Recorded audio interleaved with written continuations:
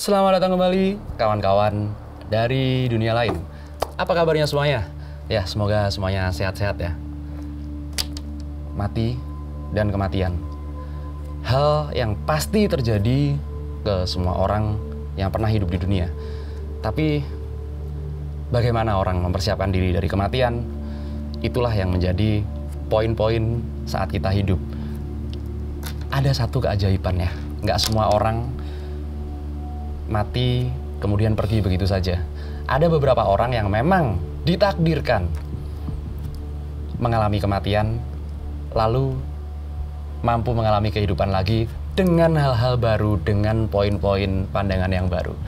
Hari ini saya kembali kedatangan sahabat saya, Mas Arya Sena. Apa kabarnya? Alhamdulillah. Gimana kabarnya? Udah mengendaki kemana aja sekarang, Mas Arya? Kemarin Februari 10 gunung, Mas. Belum lagi. 1 bulan itu 10 gunung? Iya, 1 bulan. Kalian mungkin ini ya, kenal Kang Arya Sena ini sebagai seorang pendaki.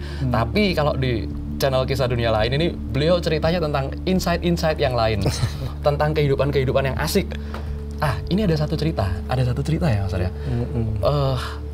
Kabarnya Mas Arya Sena pernah mengalami mati suri ya? Iya, waktu kejadian saya kan nggak sadar. Yang bilang tuh yang ada di sekitar saya gitu. Nggak sekali malah. Malah nggak sekali? Iya. Berapa kali Mas Arya pernah ngalamin itu? Sekitar 4 kali, Mas. Ngeri lah kalau udah 4 kali. Iya. Udah hafal sama malaikatnya kayaknya. Subhanallah. Tapi dari kematian-kematian, gimana ya bahasanya kok kematian-kematian ya? Ini ya, dari pengalaman-pengalaman tersebut, itu memang ada waktu-waktu tertentunya atau ada event-event tertentu yang mengakibatkan Kang Arya Sena ini harus mengalami itu? Kalau untuk khusus gitu kejadiannya saya nggak ngerti lah, Mas ya. Intinya tuh di saat pertama kali saya masih remaja ya, antara kelas 1 SMA atau mungkin kelas 3 SMP. Iya. Itu yang pertama kali ya? Yang pertama kali, dan itu memang rasanya sakit dan menakutkan gitu. Sakit secara fisik? Fisik ya, terasa. Jadi saat itu tuh saya ngerasa awalnya tuh seluruh badan tuh sakit gitu. Kayak ketarik sesuatu, sampai akhirnya saya terlepas dari tubuh saya gitu. Saya bisa lihat badan saya. Nah di sini saya panik kan, panik, takut. Saya ngelihat almarhum, waktu itu belum almarhum ya, nenek saya sama tante saya kan dua-duanya udah meninggal sekarang. Saya melihat kedua orang itu bolak-balik di ruangan tengah, tapi saya panggil, bahkan saya colek, nggak kena gitu. Nggak kena ya? Ini yang pertama nih, itu saya sampai panik banget. Akhirnya saya ingat waktu itu, karena kan waktu itu lagi giat-giatnya berlatih silat ya. Silat juga ya? Silat Betawi. Ingat perkataan guru lah gitu, guru silat. Kalau kita ada apa-apa tuh harus tenang, karena kalau kita tenang nanti semua yang diajarkan bisa kita kerjakan gitu. Akhirnya saya coba untuk tenang. Saya ingat waktu itu kenapa saya akhirnya bisa balik lagi ke tubuh saya itu, saya tenang, saya diem, saya tarik napas. Kayak orang latihan silat gimana sih? Latihan pernapasan, ya, tarik napas, tahan, buang. Nah itu akhirnya kembali blek. Itu ada mungkin 1 jam dari maghrib sampai ke isya. Pas waktu pengalamannya itu, pertama kali. Jadi posisinya memang pas maghrib itu saya tidur. Nah, pas saya tidur itu tiba-tiba saya terlepas dari tubuh saya. Apakah ini dibilang mati suri atau tidak? Saya sendiri kurang paham. Tetapi kata beberapa ahli supranatural, gitu, dalam artian mungkin Ki Atmo, orang-orang seperti Ki Atmo yang mengetahui hal-hal seperti ini, katanya sih seperti itu. Itu yang pertama, Mas. Itu yang pertama ya? Nah, jadi tahan dulu. Karena emang Kang Arya Sena ini, kalau menurutku sendiri ya, orang yang punya pengalaman-pengalaman seperti itu memang benar-benar orang-orang pilihan. Jadi nggak semua orang dapat mengalami istilahnya mati suri, karena nggak banyak orang yang bisa. Itu kan istilahnya melewati kematian juga ya? Mungkin. Benar-benar melewati kematian dan kemudian hidup lagi kan? Iya. Ini dan yang terjadi akhirnya adalah Kang Arya Sena ini banyak ya, teman-teman pasti udah pada tahu. Bisa dilihat beliau ceritanya di YouTube, banyak banget ceritanya, keren-keren. Katanya juga pernah ini ya, tapi yang itu sampai ini nggak, sampai mati suri lagi nggak? Yang waktu Jadi nanti minta fotonya ya. Siap. Mas Arya aja yang cerita nanti.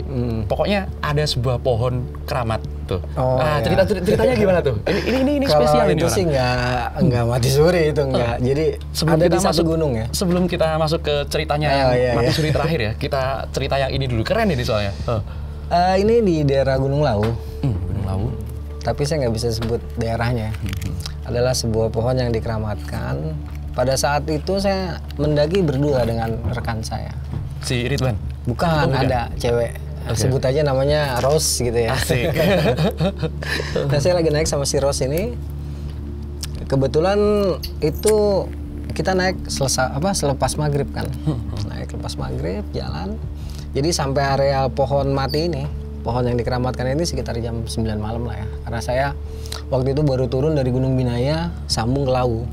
Jadi masih jet lag lah di kapal itu kan 5 hari kita 5 hari di kapal itu. Di kapal laut 5 hari, jadi agak masih jet lag, jadi fisik saya masih kurang fit.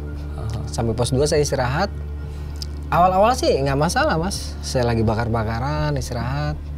Nggak lama itu pas si Ros juga udah mau tidur, saya juga lagi senderan di pohon itu. Kan pohonnya dikasih kain putih ya. Dikasih kain. Gede ya pohonnya. Gede banget. Mungkin 2-3 orang yang meluk gitu. Iya. Nggak lama pas saya lagi senderan, tiba-tiba di atas ada suara kayak semacam orang baca apa ya? Mungkin langgam kali ya atau apalah. Pokoknya bahasa Jawa semacam kidung ya. Oke. Suara perempuan di atas, saya kaget.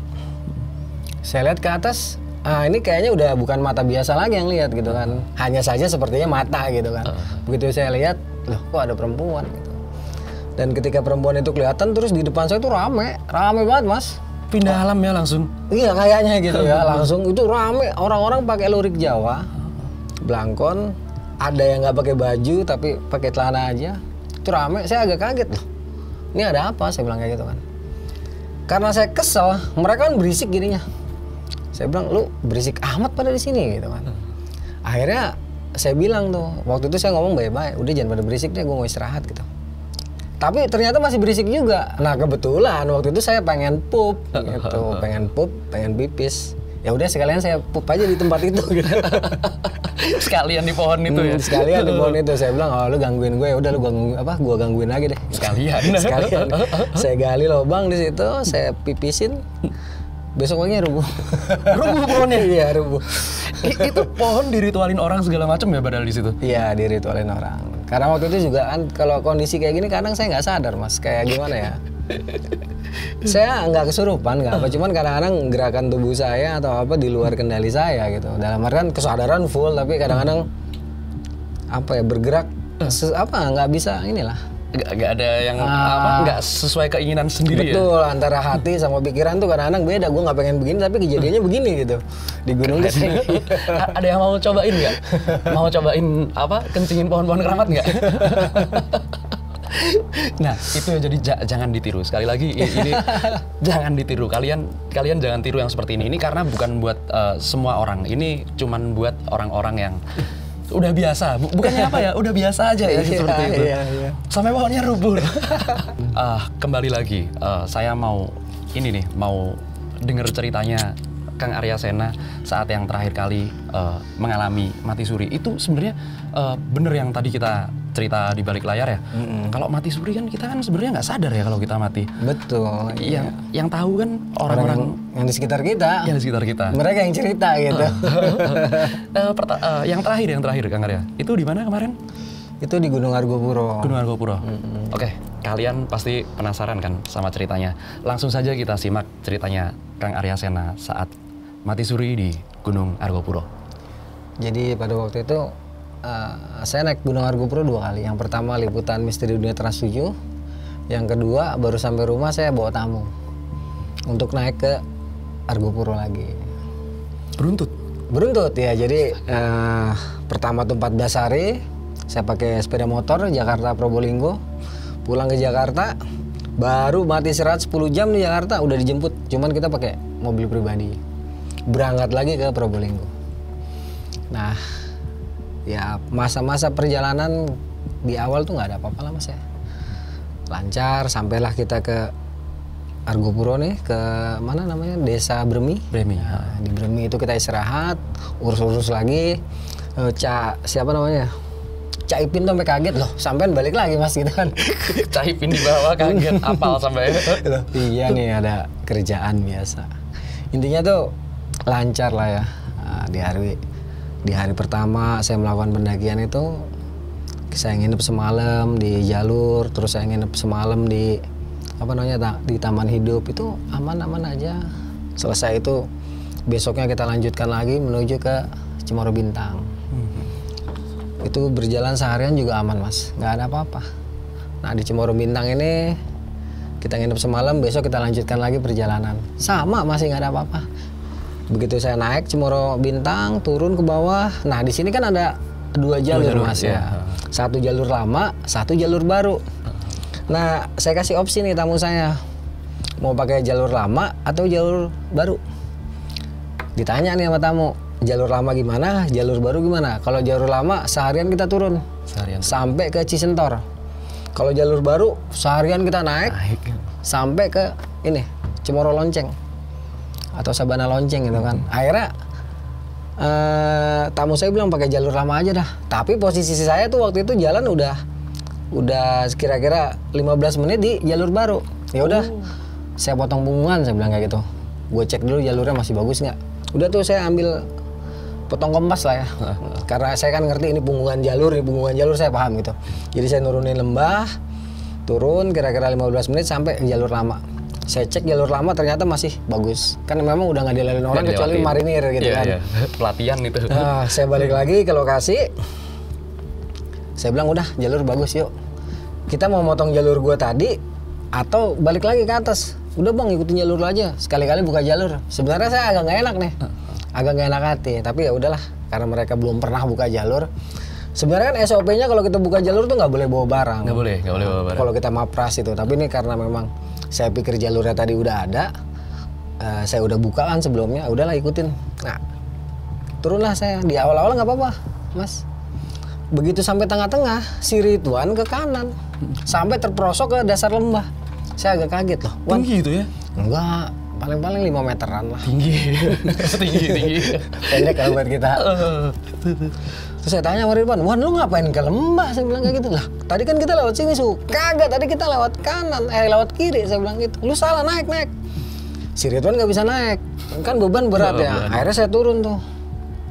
Saya angkat si Ridwan, udah sampai ke atas. Babat nih mas ceritanya, babat jalur kan karena kita kan salah nih. Kalau jalur yang tadi udah kita ambil, mendingan. Nah masuk ke tempat jelantang. Wah tuh kiri kanan jelantang banyak. Itu saya babatin tuh, saya sampai kena jelantang berapa kali. Semua dong itu pasti. Perih panas.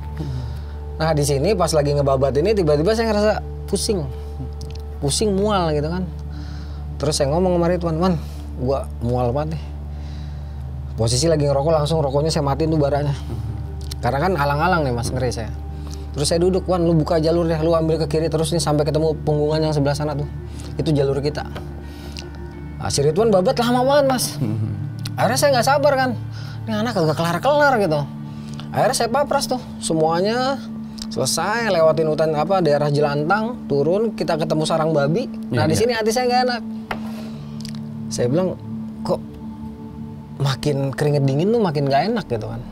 Nah begitu Ridwan sampai lokasi saya bilang sama Ridwan, Wan, ini gue bikinin jalur, gue duluan ya ke jalur bener. Ini lu gue bikinin, lu ikutin jalur ini. Lu jangan bikin jalur lagi, lu kagak ngerti. Saya bilang gitu. Lu ikutin jalur gue, lu bawa tamu ke situ, gue tunggu di situ. Saya duluan tuh mas, buru-buru. Gitu saya sampai ke jalur yang lama tuh, naik, saya istirahat, duduk. Nah di sini saya ngerasa kram tuh. Dari bawah kaki? Kaki dulu pertama, kram. Cuman saya pakai teknik pernapasan lah. Saya coba napas, pakai teknik pernapasan, saya alirin ke tempat yang sakit kan. Lama-lama bisa keredam tuh. Saya coba ngerokok, makin gak enak. Pusing, nah Ridwan sampai. Begitu Ridwan sampai, itu kaki saya kram, paha, perut, sama leher kram. Kejang itu saya. Kejang, cuman saya masih berusaha untuk tenang tuh mas. Walaupun sakitnya minta ampun tuh, ampun sakitnya saya coba tenang. Saya tarik napas, tahan. Pada akhirnya saya guling-gulingan juga. Terus si Ridwan saya suruh pukul-pukul tempat yang sakit. Nah ternyata itu ngebantu tuh. Ada sekitar setengah jam kayak gitu. Salah seorang yang jalan sama saya kan tenaga kesehatan ya, nakes ya. Dia udah duga nih kalau ada sesuatu sama saya secara fisik karena kan saya terlalu lelah gitu kan. Cuman ini masih ditahan sama dia karena saya udah bisa diri. Terus saya bilang sama tamu saya, coba kita buka base deh deket-deket sini soalnya gue nggak kuat nih, harus istirahat gitu kan. Udah si Ridwan jalan tuh nyari tempat, ternyata dapet. Kita buka tenda di situ. Nah begitu sampai ke tenda, saya istirahat, itu kram lagi mas. Kram dari kaki sampai kepala, seluruh badan kram. Itu rasanya ampun-ampun saya. Yang saya ingat, saya jerit-jerit. Yang saya ingat, cuman kalau kata Ridwan, sepanjang saya kram itu saya bukannya jerit-jerit, tapi selawat. Oh, tahu tuh, yang biasanya ya. Yang biasa, selawat yang biasa. Tapi dalam ingatan saya mah jerit-jerit, kesakitan gitu, minta tolong sama Ridwan. Cuman Ridwan ngomongnya enggak. Suhuma selama proses sebelum pingsan ya, katanya pingsan kan abis ini. Itu saya jerit-jerit terus saya pingsan, diem, nggak lama saya siuman.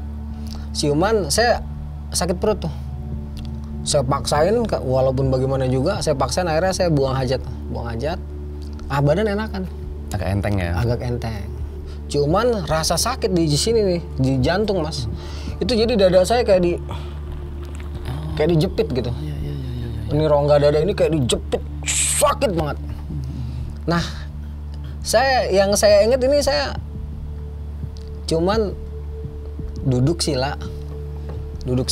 Yang saya ingat nih ya, saya nggak tahu nih. Nanti saya baru tahu pas Ridwan ngomong. Yang saya ingat saya duduk sila, saya begini mas, untuk ngatur pernapasan. Yang saya ingat, ya, begitu saya seperti itu enakan tuh mas. Cuman begitu saya ngeh. Betul tenda kita, lokasi masih lokasi yang sama. Cuman di belakang tenda saya kok ada bangunan, ada 9. Ada 9 bangunan? Ada 9 bangunan bagus-bagus banget.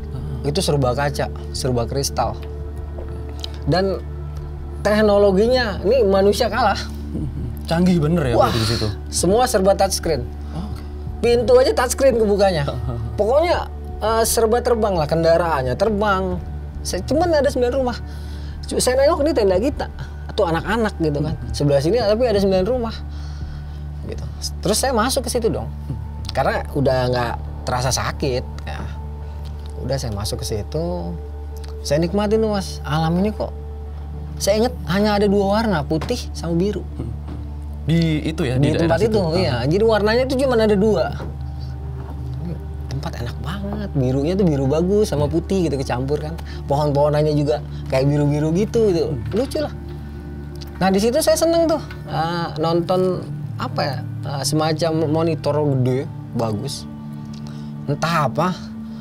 Nah begitu saya udah betah, tiba-tiba salah seorang dari penghuni rumah bilang, ngomong pakai bahasa Indonesia, cuman nggak ngomong memang gitu, nggak ada omongan, nggak ada. Cuman saya ngerti maksudnya dia gitu. Dia bilang udah. Kamu udah kelamaan di sini, udah pulang sana. Terus saya bilang, saya juga nggak ngucapin enggak, jadi saya bilang gini, dibatin gitu. Enggak enak di sini gitu kan. Nggak ada rasa sakit, nggak ada rasa macem-macem. Enggak, kamu belum boleh di sini nanti. Kalau udah waktunya boleh kamu lihat-lihat gitu kan. Enggak. Akhirnya saya inget karena saya kekeh nggak mau keluar dari tempat itu. Entah bagaimana caranya, ada salah seorang dari mereka minta bantuan rekannya, ngajak ngobrol saya, tiba-tiba saya ada di luar semacam kayak dinding. Tapi dinding itu seperti kaca gitu. Nah saya nembus dinding seperti kaca itu. Begitu saya ada di luar situ, mereka pergi, saya panggil-panggil nggak dengar. Yang di dalam dinding itu. Begitu saya mau masuk, saya nggak bisa. Mentok-mentok, saya jeduk-jeduk. Kok nggak bisa masuk? Tapi kita gini tuh tembus gitu. Cuman giliran kita mau masuk nggak bisa. Saya bilang, wah rese nih. Enak banget di situ, kagak boleh. Nah, udah. Habis itu saya jalan tuh mas. Perasaan saya tuh masih di sekitaran tenda, masih ini. Kan saya ingat ini bukit dari Cemoro Bintang. Terus di sebelah sini bukit yang jalur lama. Pokoknya kita dikelilingin bukit tuh, terus padang-padang rumput gitu kan. Saya keliling di situ aja kok. Itu saya lagi keliling-keliling di situ, tiba-tiba saya udah ada di puncak bukit di Cemoro Bintang. Nah, begitu sampai sini, saya lihat di depan saya tuh ada gunung. Bagus gunungnya tuh, warnanya hijau, kayak hijau jamrut gitu batu-batunya. Berkilau ya? Berkilau itu gunung, warna dominan putih. Terus warna di sini ada sekitar 4 warna lah yang saya ingat tuh. Biru, hijau, putih. Itu warna dominan. Itu saya lihatin bagus. Nah, di tempat itu kedengeran suara tahmid. Oh, Subhanallah, alhamdulillah, wala ilaha illallah. Pokoknya suara itu enak. Nah, ketika saya lagi nikmatin itu, tiba-tiba depan saya ada 9 orang lagi, Mas. Cuman berbeda sosoknya dengan apa yang saya lihat di tempat yang serba canggih tadi. tapi ini sama-sama bentuk manusia Bentuk ya, orang kayak manusia. kita. Nah, cuman ini pakaiannya seperti pakaian para kiai lah atau apa gitu. Saya nggak bisa sebut. Ada 9 ya. Ada 9. Salah seorang dari beliau ini ngajak gitu kan. Manggilnya kan Ger gitu kan, Ger, ayo ikut ke sana gitu. Tapi nggak ada gerakan di mulut gitu loh, Mas. Semuanya tuh nggak ada yang kayak kita lagi cakep-cakep nih, nggak ada gitu. Tiba-tiba saya dengar suara seperti itu aja, ya udah ikut. Saya dibawa tuh ke tempat yang kayak gunung yang tadi kayak yang serba itu jamrut ya. Betul begitu sampai tuh, bagus banget tempatnya. Di mana-mana itu yang kedengaran suara tahmid aja kan, subhanallah, alhamdulillah. Wah, enak banget di situ. Betah lagi saya di sini. Karena saya ingat kan sebelumnya sakit banget nih. Jantung saya ini kayak di press gitu kan. Nah, di sini selama di sini wah, enak, gak ada rasa sakit gitu kan. Enteng. Sekali lompat tuh tinggi ya kan. Pokoknya enteng gitu. Enak banget di sini. Terus beliau-beliau ini juga kan ngasih tahu gitu kan. Loh, tugasmu kan masih banyak gitu. Ngapain di sini gitu. Balik sana gitu kan. Saya nggak mau. Saya bilang enggak, enak di sini sama Eyang gitu kan. Nggak bisa gitu kan, dijewer tuh saya tuh. Bandel ini, cucu bandel. Dijewer sama salah satu yang dari 9 orang itu, dijewer, ditarik-tarik terus dilempar. Sono pulang, tugasmu masih banyak gitu. Nah, begitu kelempar, beliau-beliau tuh ada masih terus berbentuk cahaya aja hilang. Saya kan kesel kan, wah begitu lagi, kagak boleh lagi di situ kan. Udah saya di sekitaran tenda tuh, sekitaran tenda. Muter-muter, tiba-tiba saya ngeliat 2 orang, Mas. Satu pakai kuda, satu lagi jalan. Oh, iya. Ini pakai gelang-gelang, pakai mahkota gitu ya. gitu kan. Saya langsung kenalin ini siapa gitu kan. Saya juga manggilnya Eyang gitu kan. Pokoknya di sini semua serba dipanggil Eyang gitu kan. Eyang. Kok kamu Ger gitu. Taruh kata bahasanya gitu ya. Pokoknya intinya gini, ada percakapan cuman yang saya ingat seperti itu aja. Walaupun percakapannya bukan kayak kita sekarang. Bukan kayak gini ya. Saya langsung tahu, oh beliau orang Singosari. Udah, ketika beliau ngasih tahu, masa kamu nggak kenal sama kakekmu sendiri gitu kan? Oh iya saya tahu gitu. Saya langsung biasanya ini. Saya langsung ngobrol-ngobrol sama beliau, terus kan dipegang, kamu sakit inimu ya, katanya jantungmu katanya. Terus langsung tahu ya? Langsung saya diajarin gerakan. Gerakan itu saya ingat banget gerakannya begini. Pokoknya saya beberapa kali diajarin gerakan sambil dia ngasih instruksi gitu. Coba kamu terus ikutin, terus begini. Saya ikutin aja. Enak nggak? Enak, saya bilang kayak gitu. Ya udah pulang. Ah enggak pulang kamu kan gitu. Nah, begitu saya rasa, iya jantung udah nggak sakit nih. Bangun saya, Mas. Si Ridwan tau-tau udah nangis. Loh, itu jadi ceritanya Kang Arya bangun habis ngelakuin ini bangun, iya, tapi bangun. Langsung sama si Ridwan berarti? Ternyata saya udah di pangkuannya Ridwan. Udah di sini Ridwan lagi nangis gitu kan. Gimana ya? Kenapa itu? Nah, saya baru tanya nih, kenapa Wan? Suhu kirain bakalan bawa mayat suhu pulang gitu kan. Astaga. Repot juga itu kalau Ridwan mesti. Nah, itu kejadian jam 6. Kata Ridwan, selepas maghrib, saya itu sadar jam 3:30. Hampir semalaman ya berarti? Hampir semalaman. Perasaan saya sebentar. Jadi di tempat yang di tempat yang 9 pertama serba canggih, terus di tempat kedua yang 9 orang serba putih gitu kan. Tempatnya juga bagus. Terus yang terakhir baru ketemu 2 orang aja, itu perasaan saya nggak terlalu lama lah ya. Mungkin 3 jam kali gitu ya. Nggak terlalu lama lah, intinya tuh nggak jauh lah. Nggak jauh. Nah, saya kaget, Wan, tapi kan gue bangun nggak kedinginan. Oh, bangun waktu itu nggak kedinginan kan? Kalau yang sebelumnya, ketika saya balik ke tubuh saya langsung menggigil ya. Karena tubuh saya mungkin dingin, nggak ada isinya ya. Jadi begitu masuk ke tubuh saya langsung, wah ini enggak saya. Terus saya tanya, Wan jujur nih, saya bilang kayak gitu. selama gue nggak sadar tadi yang gue baca apa. Soalnya saya mau tahu Mas, dalam keadaan nggak sadar ini apa yang dibaca. Alhamdulillah kata Ridwan yang dibaca selawat. Jadi selama saya di pangkuan Ridwan, jadi abis begini nih. Nah abis begini kata Ridwan saya marah-marah. Saya nggak tahu nih, ini kata-kata ya, si Ridwan ya di situ. Bukan cuma Ridwan, kata orang-orang yang ada di sekitar saya. Ada si Arfi, ada Mona, ya ada Agus, ada Ridwan. Oh tamu-tamunya. Ya, tamu-tamu. Nah, mereka ngomong selama saya nggak sadar itu saya marah-marah katanya. Ngomong pakai bahasa Jawa. Intinya gini, kalau diartiin sama Mona kan ngerti gitu. Artinya gini, gue ini dari Singosari, lu semua jangan macem-macem sama gue. Jangan gangguin ini, jangan gangguin gue, selalu kata kayak gitu. Jadi si Ridwan kaget loh, kok Su tumben-tumbenan ngaku dari Singosari gitu. Ini posisinya nggak sadar gitu, nggak sadar. Terus apalagi Wan, nah setelah itu Su diem aja, terus nggak lama Su jatuh. Cuman selama jatuh pingsan ini, selama jatuh terus kan dicek nadi segala macam. Ada perawat itu dia. Perawat. Ini Bang Anto ini kena gagal jantung. Oh. Besok kita nurunin jenazah. Itu udah vonis seperti itu ya? Udah nggak ada soalnya, udah nggak ada detak jantungnya. Jadi ini kan nakes masalahnya. Jadi Bang Anto ini kena gagal jantung. Kalau memang tidak ada keajaiban, besok kita turun nurunin jenazahnya Bang Anto. Ridwan nangis. Nah cuman lucunya selama saya nggak ada jantung, nggak ada apa, kata Ridwan selawatnya jalan. Nah Ridwan kan bingung jadinya gitu. Jadi ini orang jantungnya nggak ada, nadinya nggak ada, tapi kok dia denger selawat dari mulut. Dari hati saya gitu, ada suara yang dia dengar. Nah selama saya itu saya nggak sadar. Yang saya sadar, yang saya tahu saya cuman ketemu jalan ke sini, ketemu 9 orang, 9 rumah dengan serba canggih, ketemu 9 orang dengan jubah gitu ya. Yang saya tahu cuman seperti itu gitu. Jadi si Ridwan ini begitu saya melek ya nangis dia, meluk langsung. Karena nggak jadi bawa jenazah kata dia gitu. Untungnya nggak jadi jelasin ke keluarga. Dan lucunya yang terakhir itu gerakannya memang luar biasa dari beliau ini yang dari Singosari ya, diajarin. Gerakannya agak kompleks, cuman saya ingat semacam gerakan apa olah napas lah ya. Itu benar-benar sakit jantung saya hilang. Jadi setelah sadar itu saya udah nggak ngerasa lagi jantung saya terhimpit atau paru-paru, intinya udah enak, udah lega. Bahkan paginya itu saya bilang sama anak-anak, yuk bablas ke puncak. Cuman nakesnya nggak mau.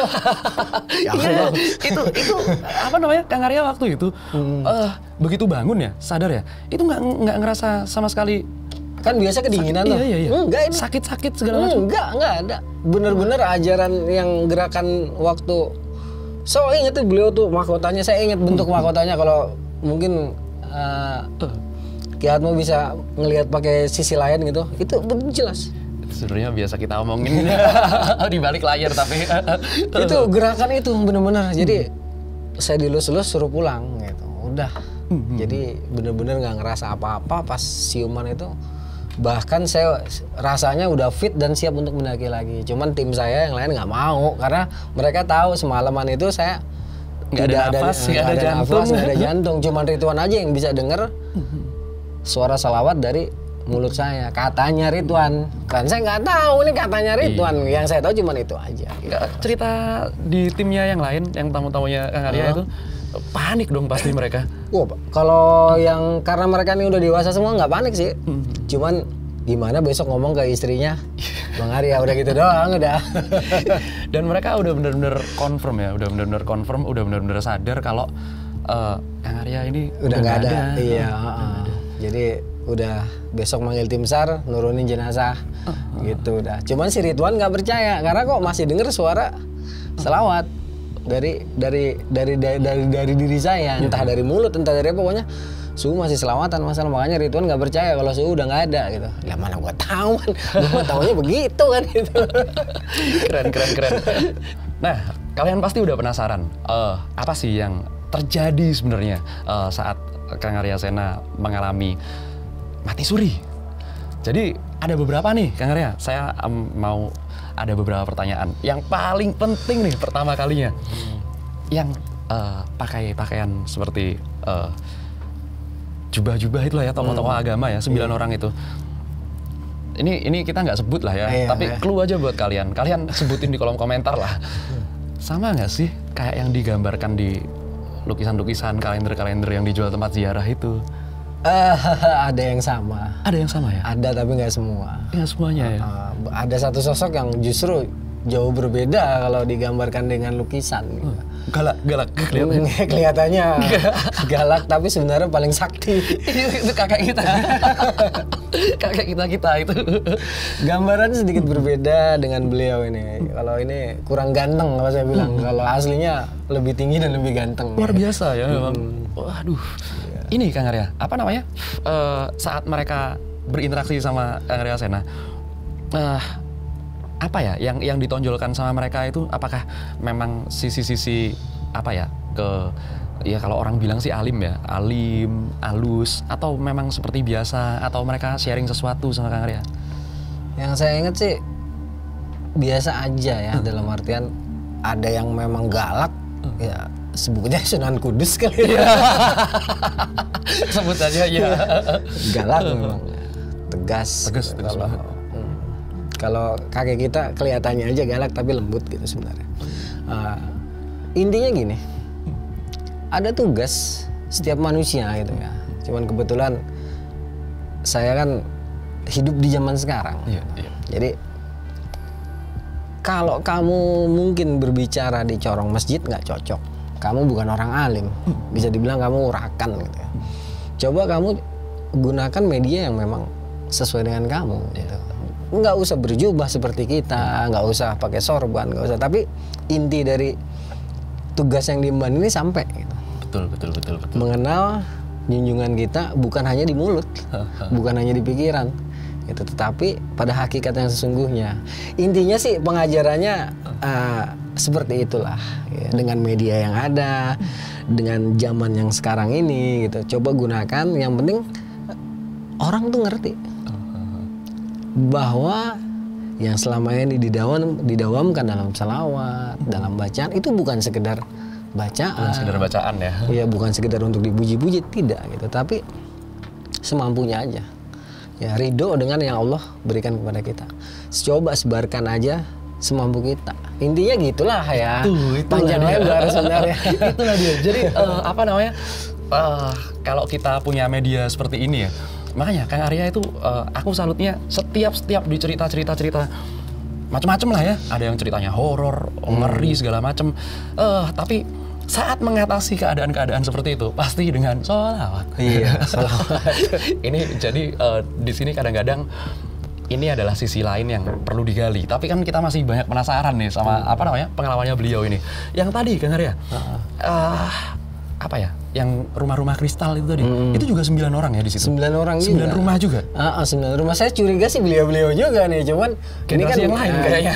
Bisa juga karena kan 9 wali sampai detik ini nggak putus, Mas. Betul. Putus gitu. Kita nggak tahu nih host di zaman ini siapa aja gitu kan. Host yang ada sekarang. Karena 9 wali itu tidak terputus di era 9 wali yang kita kenal, nggak terus. Mereka yang meninggal ada penggantinya terus. Betul. Nah, hanya dengan izin Allah lah kita tahu nih sekarang. Saya juga nggak bisa sebut, Mas. Jangan. Nanti dipikir kontroversial lah kalau gitu. Kontroversi nanti karena memang sejatinya 9 wali itu tidak terputus sampai detik ini. Terus ada penggantinya dan itu rahasia Allah. Dan hanya orang-orang yang dengan izin Allah, bukan berarti saya dipilih, enggak. Saya ridho dengan Allah.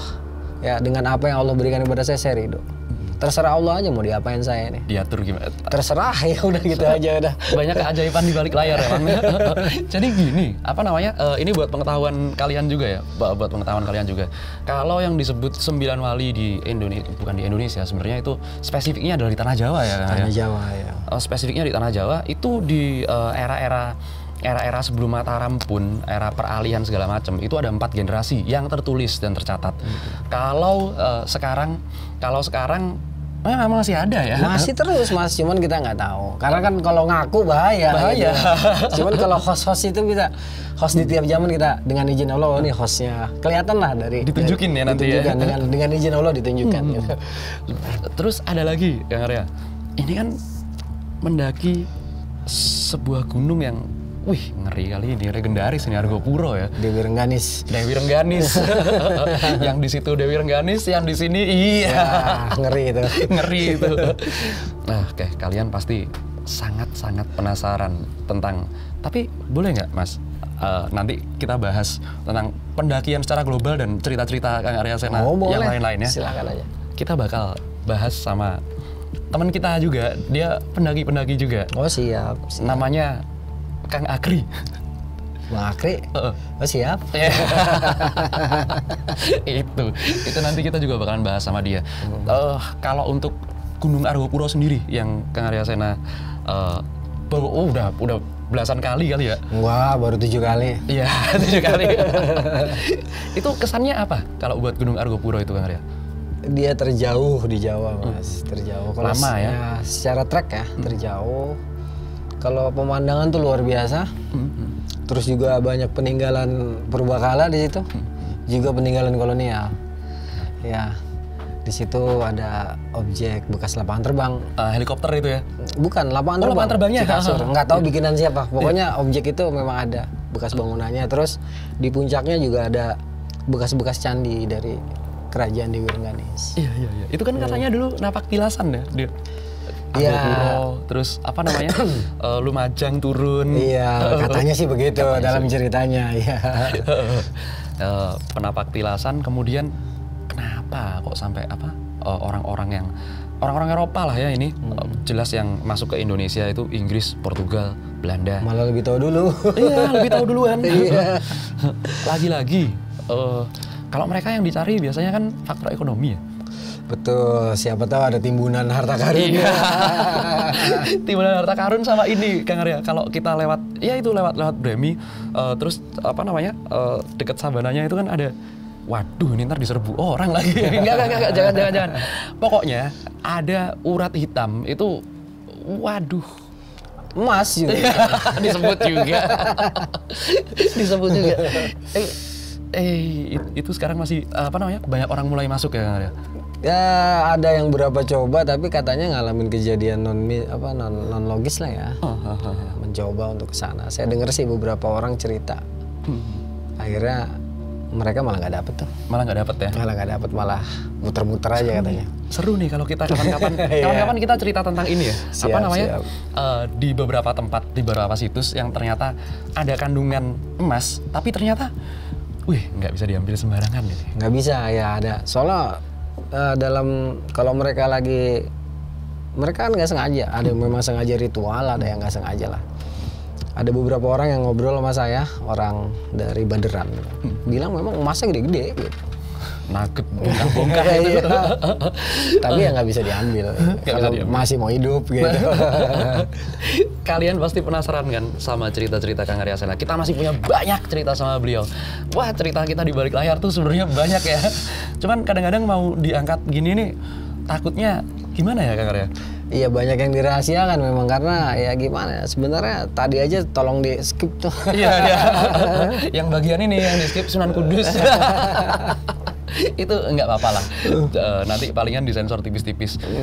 Kita bakalan masih ngobrol-ngobrol. Kalau kalian punya pertanyaan atau punya apa ya, pertanyaan-pertanyaan tentang cerita yang ingin dikisahkan oleh beliau, jangan yang udah ada, yang belum ada. Kisahnya beliau banyak yang dikip. Banyak yang dikip. Bongkar ya ntar sama aku. Ya, dikit-dikit. Oke, nantikan episode berikutnya. Tetap sama Kang Arya Sena. Kita bakalan bahas sesuatu yang lebih luar biasa. Oke. Makasih Kang Arya. Ya, makasih. Sama-sama lagi. Sampai di sini dulu episode kali ini. Sampai jumpa lagi kawan-kawan dari dunia lain.